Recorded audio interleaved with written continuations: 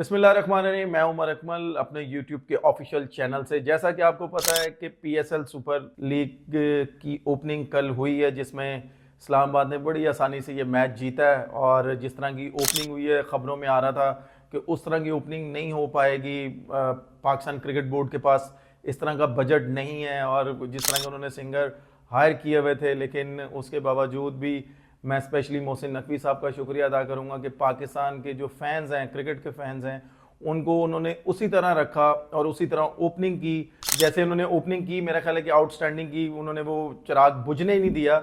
लेकिन जिस तरह मैच हुआ है, मेरा ख्याल है कि आउटस्टैंडिंग मैच हुआ है। जिस तरह लाहौर और इस्लामाबाद यूनाइटेड का मैच हुआ है कि इस्लामाबाद ने आसानी से ये मैच विन किया है। नो डाउट कि इस्लामाबाद ने पहले टॉस जीत के पहले बॉलिंग की है और लाहौर को एक कम टोटल पे आउट किया। उसमें लाहौर के बैट्समैनों ने बहुत ज़्यादा स्ट्रगल किया है। उसमें अब्दुल्ला शफीक की बहुत ही अच्छी आउटस्टैंडिंग इनिंग्स आप कह सकते हैं कि उन्होंने खेली है और लाहौर कलंदर का इतना अच्छा टोटल हुआ है। लेकिन उस तरह की विकेट पे इतना भी टोटल बहुत अच्छा था। लेकिन मैं क्रेडिट देता हूँ इस्लामाबाद यूनाइटेड के बैट्समैनों को कि उन्होंने लाहौर कलंदर के बॉलरों को यूटिलाइज़ किया। नो डाउट कि उनके जो मेन बॉलर्स हैं, शहीनशाह अफरीदी, हारिस रऊफ, वो पाकिस्तान के मेन बॉलर्स हैं, उन्होंने उनका इतना प्रेशर नहीं लिया, उनको भी यूटिलाइज़ किया और उन पे भी अटैकिंग क्रिकेट खेली, तो उन्होंने ये मैच आसानी से जीत लिया। फिर उसके बाद आप ये कह सकते हैं कि ये शहीन के लिए, हारिस रऊफ के लिए ये बड़ा अच्छा प्लेटफॉर्म है। ये नहीं मैं अभी कह रहा कि अभी एक मैच हुआ है तो हम इनको क्रिटिसाइज़ करें, आगे बहुत से मैच पड़े हुए हैं। ये लाहौर कलंदर के लिए कम बैक करेंगे, लाहौर कलंदर की टीम को कम बैक करवाएंगे, खुद भी कम बैक करेंगे। तो ये इनकी फॉर्म में आना बहुत ज़रूरी है लाहौर कलंदर के लिए भी। और आप ये कह सकते हैं कि अगर ये फॉर्म में आएंगे तो इससे पाकिस्तान टीम को भी बहुत ज़्यादा फ़ायदा होगा, इनको पर्सनली खुद बहुत ज़्यादा फ़ायदा होगा कि जो कि ये पिछले कुछ अरसे से इतना अच्छा परफॉर्म नहीं कर रहे पाकिस्तान क्रिकेट के लिए। और ये इनके पास एक गोल्डन अपॉर्चुनिटी आई है कि न्यूजीलैंड के बाद ये इनको ये प्लेटफॉर्म मिला है कि यहाँ पे ये अपना थोड़ा सा एग्रेसिव आए, थोड़ा सा पॉजिटिव तरीके से आए। ठीक है, वहाँ पे आपको कोचेस की बात माननी पड़ती थी या नहीं आप मान रहे थे, लेकिन यहाँ पे आप अपनी मर्जी के मालिक हैं। यहाँ पे आप जिस तरह बॉलिंग चाहते हैं आप वैसे ही करें और लोगों को दिखाएं कि हम लोग इस तरह की बॉलिंग करना चाहते हैं। लेकिन पहले मैच में टोटली इस्लामाबाद यूनाइटेड ने बिल्कुल अवे कर दिया लाहौर कलंदर को। लेकिन आगे मैचेस होंगे, इनका एक मैच और पड़ा होगा आपस में। उसके बाद अगर ये दोनों टीमें फाइनल या सेमीफाइनल में खेलती हैं फिर इनका एक और मैच होगा। लेकिन जैसा आज मैच हुआ है, मैं आज के मैच की भी बात करूं तो जिस तरह कोयटा ने पेशावर को, कह लें कि जैसे इस्लामाबाद ने वन साइडेडली जीता है तो कोयटा ने वन हैंडली पेशावर के अगेंस्ट मैच जीता है। कोयटा की ऊपर से पार्टनरशिप बहुत अच्छी लगी। फिर जो उन्होंने नीचे से बैट्समैन आए उन्होंने बड़ा अच्छा यूटिलाइज़ किया और उन्होंने एक बड़ा टोटल पेशावर ज़ल्मी के सामने खड़ा किया। और जिस तरह आप ये कह सकते हैं कि पेशावर ज़ल्मी के पास उस तरह की बॉलिंग नहीं थी कि कोयटा को वो कम टोटल पे आउट कर सकें। अगर उनके पास थोड़ी सी एक्सपीरियंस बॉलिंग होती तो वो आउट कर सकते थे, लेकिन क्या करें, उन्होंने पिक ही ऐसी की हुई है कि उनको एंड वाले ओवर करने नहीं आ रहे। और उनके, मैं स्पेशली जो पेशावर ज़ल्मी के कोचिंग स्टाफ है उनको मैं यही एडवाइस करूंगा कि थोड़ा सा उन पे अगर काम करेंगे तो यही बॉलर हैं अब आपके पास, इन्हीं से ही आपने पूरा टूर्नामेंट खेलना है।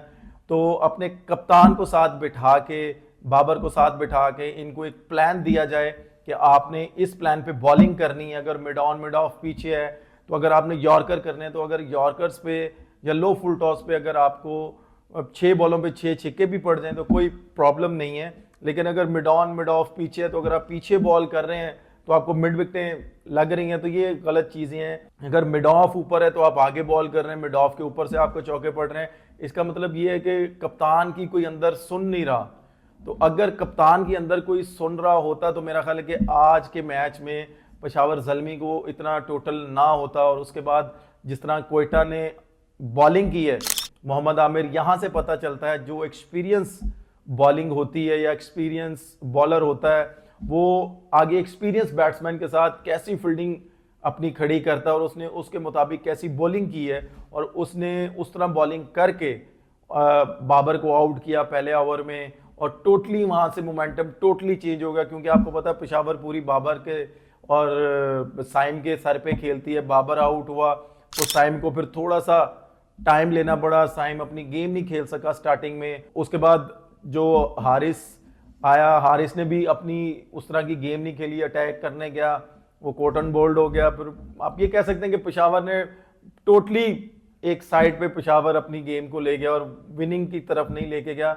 लेकिन यहाँ पे मैं एक चीज जरूर मेंशन करूंगा कि चाहे दुनिया की कोई भी क्रिकेट हो, आप ये देखेंगे अगर वो कोई चेस करने जा रही होती है, अगर उनका सर्कल में कोई आउट भी होता है तो वो अपने उस मोमेंटम को खत्म नहीं करते। जैसे आईपीएल है, आपको पता है कि लास्ट ईयर वो 200 करते थे, फिर लास्ट ईयर उन्होंने 250 किया, फिर इस साल वो 300 प्लस कर रहे हैं।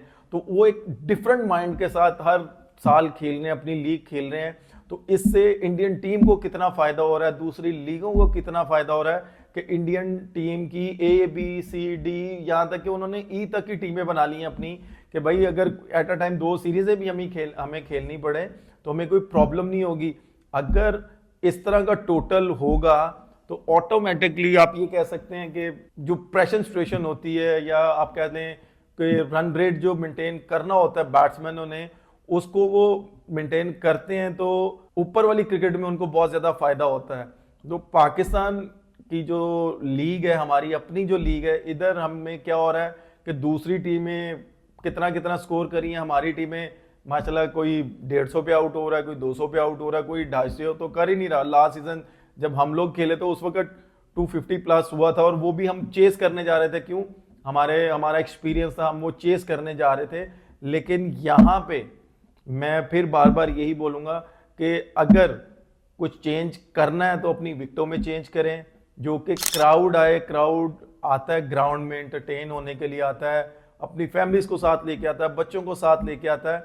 ये नहीं है कि वो टोटली के अपना टाइम वेस्ट करे। ऊपर से आप लोगों ने टिकटों के प्राइस इतने रखे हुए हैं, आजकल के दौर में कौन इतनी एक्सपेंसिव टिकटें लेगा। अगर आप फ्री टिकटें भी कर दें, अगर आपने फ्री नहीं करनी लेकिन इतने कम प्राइस कर दें कि आपके स्टेडियम भरे रहें। आप ये देखें कि ओपनिंग मैच था, कुछ भी था, लेकिन उस तरह का क्राउड नहीं आया, इतना कि क्राउड ने एंजॉय नहीं किया। सेकंड मैच हुआ, उसमें भी इतना क्राउड नहीं आया। नो डाउट के फ्राइडे सैटरडे था, इस वक्त छुट्टियां थी, 2 छुट्टियां थी, संडे को भी छुट्टी होगी। पता चलेगा मंडे ट्यूसडे को कि क्राउड किस तरह रिएक्ट करता है। अगर आप टिकटें सस्ती रखेंगे तो क्राउड भी आएगा, प्लेयरों का मोराल ऊपर होगा कि भाई क्राउड देखने के लिए आ रहा है। क्योंकि हमारे पाकिस्तान में सिर्फ एक ही स्पोर्ट्स बची है जो कि हमें खुशियाँ देती है, इसके अलावा हमारे पास कोई स्पोर्ट्स नहीं बची। मैं स्पेशली कह सकते हैं आपके हमारे जो हॉकी है, कौमी खेल जो हमारा हॉकी है, वो हमारा इतना बुरा हाल हो चुका हुआ है कि उधर किसी ने भी कोई तवज्जो नहीं दी। इधर मैं यहाँ पे अपनी गवर्नमेंट से ज़रूर रिक्वेस्ट करूँगा, जो हमारे मियाँ शहबाज शरीफ साहब हैं, मरियम मैडम साहब हैं, नवाज शरीफ साहब हैं, हमजा भाई हैं, कि उनको ये चीज़ सोचनी पड़ेगी कि क्रिकेट के अलावा हॉकी की लीग होनी चाहिए, फुटबॉल की लीग होनी चाहिए, कबड्डी की लीग होनी चाहिए, कि हमारे पाकिस्तान में इस तरह की लीग होंगी, फॉरेनर प्लेयर्स आएंगे तो ऑटोमेटिकली पाकिस्तान का नाम बड़ा होगा। पाकिस्तान में जो बुरी चीज़ें चल रही हैं तो ये साइड पे होंगी और पाकिस्तान का नाम बड़े से बड़ा होता जाएगा, जैसे इंडिया का नाम हो रहा है। नो डाउट हमारी गवर्नमेंट बहुत अच्छा काम कर रही है, तो इससे स्पॉन्सरशिप्स भी आएंगी। जो हमारे क्रिकेट बोर्ड के अलावा कोई और इनके बोर्ड हैं, जैसे हॉकी बोर्ड है, फुटबॉल का बोर्ड है, कोई भी है, उनको भी फायदा होगा। ये नहीं है कि वो सिर्फ क्रिकेट बोर्ड से ही पैसे मांगते रहे, उनके अपना एक बजट निकलेगा, उससे उनके प्लेयर भी निकलेंगे, आपको इस चीज़ का फायदा भी होगा, इंटरनेशनल क्राउड भी आएगा। तो एक बड़ा अच्छा मैसेज आएगा दूसरी कंट्रियों में कि पाकिस्तान सेफ कंट्री बन चुका है, और अल्हम्दुलिल्लाह सेफ कंट्री है।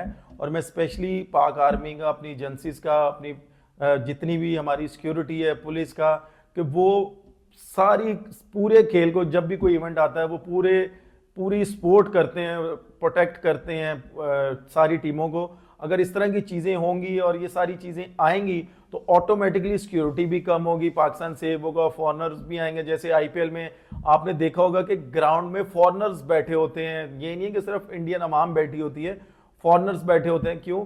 कि वहाँ पे वो बताते हैं, क्लियर मैसेज देते हैं कि भाई इंडिया सेफ कंट्री है, और हम लोग भी इस तरह कर सकते हैं कि भाई पाकिस्तान सेफ कंट्री है। और इससे पाकिस्तान की गवर्नमेंट को बहुत ज़्यादा फायदा होगा कि अगर पैसा आएगा, पाकिस्तान की गवर्नमेंट तरक्की करेगी, कुछ पैसे से गरीबों के मामला हल होंगे, इससे बहुत सी चीज़ें आप कह सकते हैं कि दूर हो सकती हैं।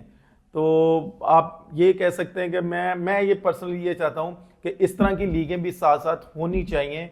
लेकिन अब मैं तो बात करूँगा क्रिकेट पे, जो कि आप ये कह सकते हैं कि 2 मैच हुए, इतना मज़ा नहीं आया, वन साइडेड मैच हुए दोनों।